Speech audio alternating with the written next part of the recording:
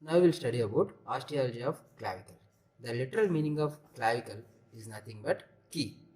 Clavicle is Latin word. The meaning of clavicle is key. It is looking like key. That's what they given the name as clavicle. It is having some peculiar features. This is the only long bone present horizontally in the body. This is the only long bone present throughout subcutaneous. That means we can palpate from medial end to lateral end because it is throughout subcutaneous. And this is the only long bone ossifies from the membrane.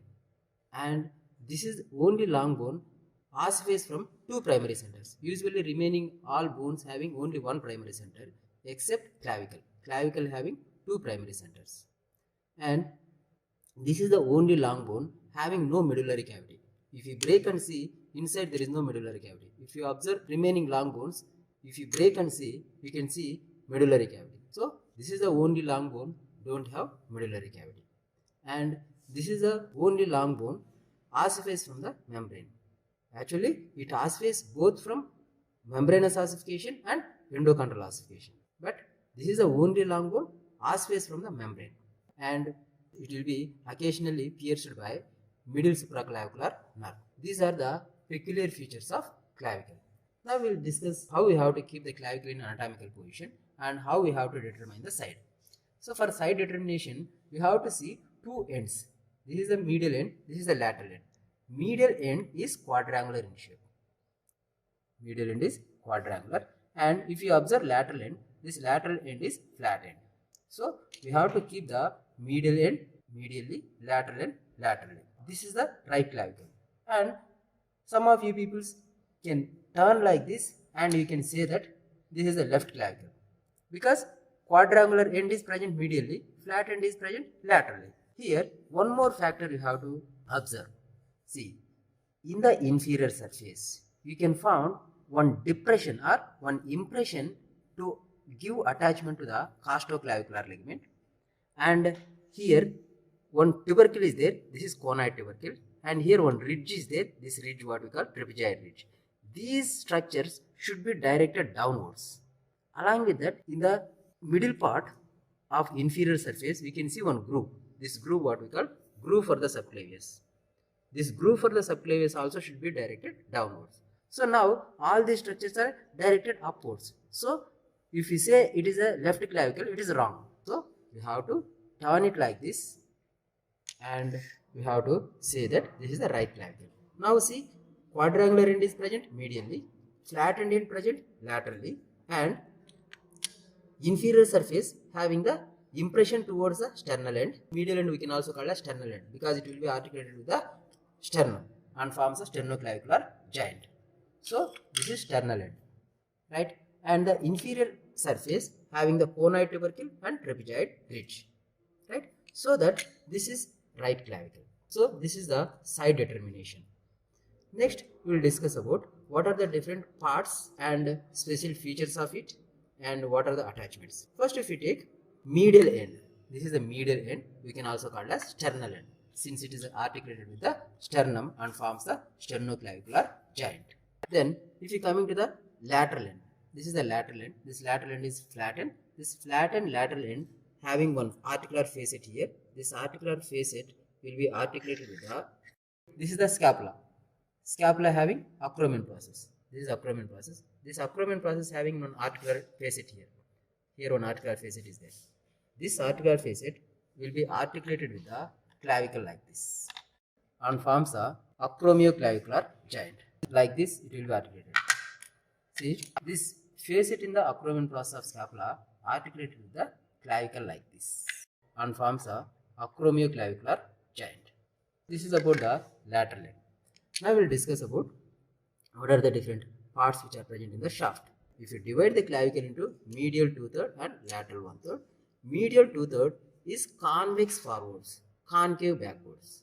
And if you observe lateral 1/3, it is concave forwards, convex backwards. See here, this is one curvature, this is another curvature. This junction of these two curvatures is weakest point.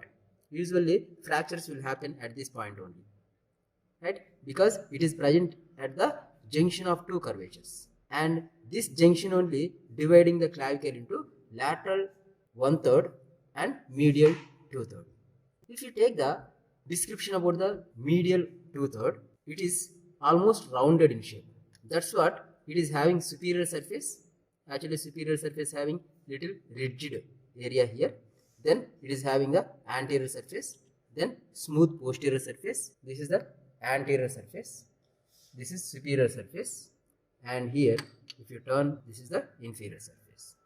Then, if you coming to the attachments, anterior surface, this anterior surface and small portion of superior surface, giving attachment to the pectoralis major. So here, this is the attachment of pectoralis major. Then the superior surface at the medial part. Superior surface at the medial part, giving attachment to the sternocleidomastoid. Otherwise, clavicular head of sternocleidomastoid. Then posterior surface towards the medial end, giving attachment to the sternohyoid muscle. Then coming to the inferior surface. See here, towards the medial end, here one rough area is there. This is a rough area.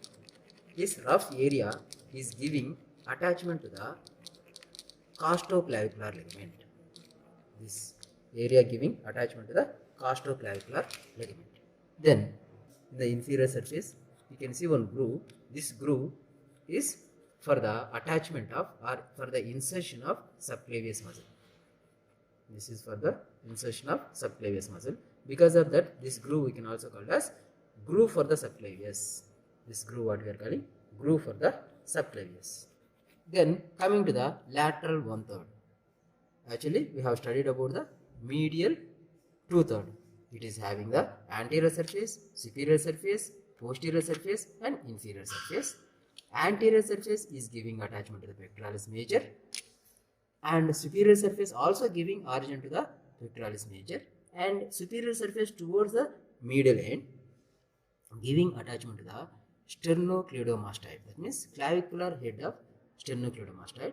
Then posterior surface towards the medial aspect giving origin to the sternohyoid muscle. Then if you turn it and if you observe in the inferior surface of the clavicle, you can see one groove here. This groove what we are calling subclavian groove. This subclavian groove gives attachment to the subclavius muscle. That means it gives insertion to the subclavius muscle. Right? So that is about the medial 2/3. Then coming to the lateral 1/3. This lateral 1/3 is flattened. Since it is flattened, it is having anterior border, posterior border, superior surface and inferior surface. Now we will see what are the special features and attachments of this lateral 1/3. In case of lateral 1/3, this anterior part or the anterior border of lateral 1/3, this part is giving origin to the deltoid muscle. This part is giving origin to the deltoid muscle. Then posterior border is giving insertion to the trapezius muscle. This border giving attachment to the trapezius muscle. We know that here facet is there. This facet will be articulated with the acromion process to form the acromioclavicular joint. Then if you turn it and if you observe inferior surface of lateral 1/3, here you can see one tubercle here. This is a tubercle. This tubercle. This tubercle what we are calling conoid tubercle, and here ridge is there. This ridge what we are calling trapezoid ridge. So this is conoid tubercle and this is the trapezoid ridge. Right? This conoid tubercle and trapezoid ridge will be giving attachment to the conoid part and trapezoid part of coracoclavicular ligament. Coracoclavicular ligament. Very simple. Here one tubercle is there. This tubercle what we call conoid tubercle. Here one ridge is there. This ridge what we call trapezoid ridge. These two structures giving attachment to one ligament only, but it is having two parts. The part which is attaching to the conoid tubercle, that is conoid part. The part which is attaching to the trapezoid ridge, that is trapezoid part. They will be connecting to clavicle and coracoid process. Now we will study about the ossification. Clavicle is the first bone in the body to ossify. Except the medial end, the total part of the bone ossified from the membrane. That means medial end will be ossified from the endochondral ossification. Then it is having two primary centers. These two primary centers appears in the shaft at the edge of 5th or 6th week of intrauterine life. Then secondary center for the medial end appears during 15 to 17 years after birth and fuses with the shaft during 21 to 22 years. Occasionally there may be secondary center for the acromion, but not frequently. Very rarely lateral end also will be having one more secondary center. We will discuss about clinical anatomy of clavicle. This is the weakest point at the junction of medial 2/3, lateral 1/3. This is the weakest point because it is present at the junction of two curvatures. See, this is one curvature, this is another curvature. This is present at the junction of these two curvatures. Fracture usually will happen at this part only because of any direct violence, that means hitting on the clavicle or falling on the shoulder or falling on outstretched hand. In these situations, this clavicle may fracture. At that time, lateral fragment will be displaced downwards because of the weight of the limb, and the trapezius alone cannot support. That means it cannot be supported, it cannot be hold properly. That's what lateral fragment of the clavicle displaced downwards because of the weight of the limb and pulled medially because of the contraction of pectoralis major muscle. Actually, if patient comes with clavicular fracture, you can easily identify from long distance itself, because if this is a fractured clavicle, he will be holding the upper limb with this hand and he will be lifting like this, because this weight of the upper limb will be pulling the lateral fragment downwards. Because of that, he will be holding like this and he will be coming to the clinic. So that's what we can identify the clavicular fracture patient easily from long distance, right? So that is one applied aspect related to the clavicle. Then one more, clavicle totally it will be absent. That condition what we call cleidocraniodysostoses.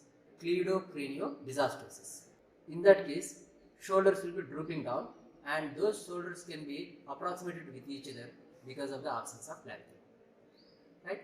That's it related to the clavicle.